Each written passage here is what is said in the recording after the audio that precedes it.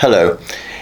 In this video, I'm looking at cognitive theory as an explanation for depression. Let's begin with definitions so that we understand the vocabulary. The word cognition has to do with thinking and understanding, and a theory is a well-established, although unproven, explanation for something. So, cognitive theory argues that depression is a result of negative thinking patterns. It suggests that the way we interpret events in our lives can lead to depressive thoughts. The theory is rooted in the belief that our cognitive processes, that's the way we perceive, remember, and think about information, have a direct impact on our emotions and behaviours. One of the key proponents of cognitive theory was the psychologist Beck. And what has become known as Beck's cognitive triad refers to negative views about the self, the world, and the future. Beck believed that people experiencing all three aspects of this negative triad would probably be depressed. He also felt that the negative triad probably develops from bad experiences in a person's past. Additionally, he believed that people with these symptoms are often prone to magnification, in which they see their situation as being much worse than it really is. Here's an example. Mandy, it's not her real name, is a 25-year-old graphic designer who has developed a negative view of self and expresses a deep sense of inadequacy. She often refers to herself as worthless or incapable. She feels overwhelmed by self-doubt and has a low self-esteem. And these issues hinder her from pursuing new opportunities at work. Mandy also has a negative view of the world in that she perceives the world as unfair and unkind. She believes that people are generally untrustworthy and that having positive experiences is just not the norm. This perspective has led her to withdraw from social interactions and activities that she once enjoyed. In addition, Mandy is plagued by a sense of hopelessness about her future. She finds it difficult to imagine a positive or fulfilling life ahead, and she fears that her current state of unhappiness will go on indefinitely. This outlook has significantly affected her ability to make plans or set goals. Beck felt that this sort of negative triad would indicate unipolar depression. Ellis, another psychologist, postulated a slightly different theory to Beck. In his ABC model, Ellis proposed that depression can be traced through three distinct stages that highlight the progression from an event to the resulting emotional state. Let's examine the ABC model. Ellis felt that depression might begin with an activating event, sometimes referred to as adversity because it refers to something bad happening. So, it's an occurrence that disrupts a person's sense of stability. Examples could include receiving a poor grade in an exam, experiencing a job loss, or facing the loss of a loved one, just to name three. The B in the ABC model stands for belief. According to Ellis's theory, the thoughts that an individual associates with the activating event are crucial because they can be either rational, which are typically healthy, or irrational, which are typically unhealthy. Rational beliefs lead to a more balanced emotional response, whilst irrational beliefs can skew our emotions negatively. Thirdly, let's look at the C for consequences. These are the emotional outcomes resulting from one's beliefs about an event.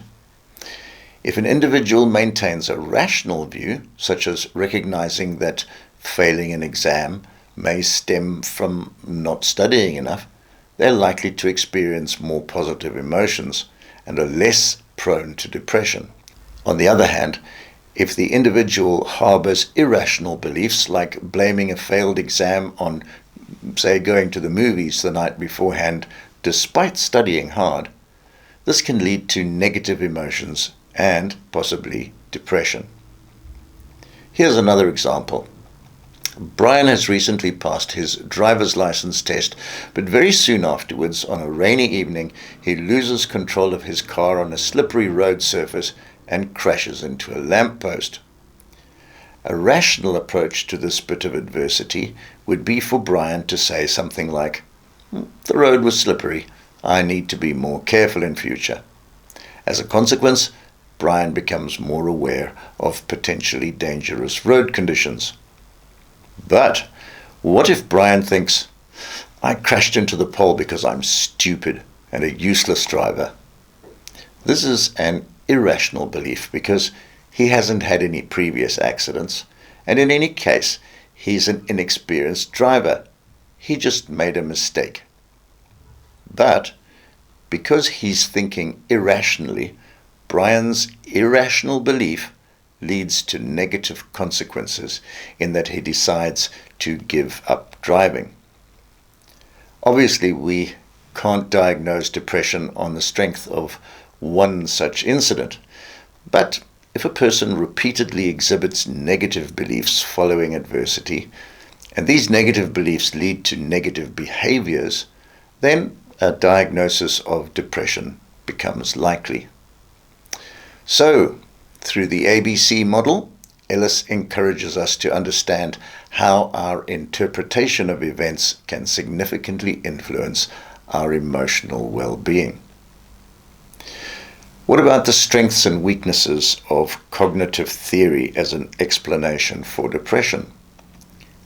Let's first examine the strengths. Firstly, there's empirical evidence that research has found a strong connection between having negative thoughts often and being depressed. Also, cognitive behavioral therapy, CBT for short, based on cognitive theory, is very effective in treating depression. It shows how our thoughts, feelings, and actions are all linked together. Then, cognitive theory points out that the way we think plays a big role in starting depression. And this may help people to start working on changing their negative thoughts early. Cognitive theory also gives people power by showing them that their own thoughts have a big impact on their mental health. In addition, a cognitive explanation for depression is less likely to make people feel bad about themselves compared to other theories that might make them feel that they cannot control their mental state. What about the weaknesses of cognitive theory? Well, to begin with, cognitive theory might focus too much on how we think and not enough on other important things like biology, genetic factors, and the world around us, which also have a large impact on depression. Additionally, the theory doesn't always take into account how different each person's experience with depression is. It may not work the same way for every type of depression or for every person. Then, there's a possible cultural aspect. The ideas of cognitive theory might not be suitable for every culture. The way depression manifests and is felt may be different depending on cultural factors. Next, there's the question of cause and effect. It's not always clear if negative thinking causes depression or happens because of it.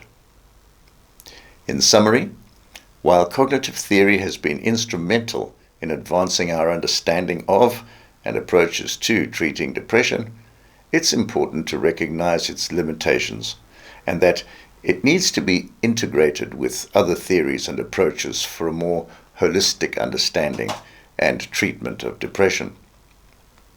I hope you found that useful. Thank you for watching. Bye for now.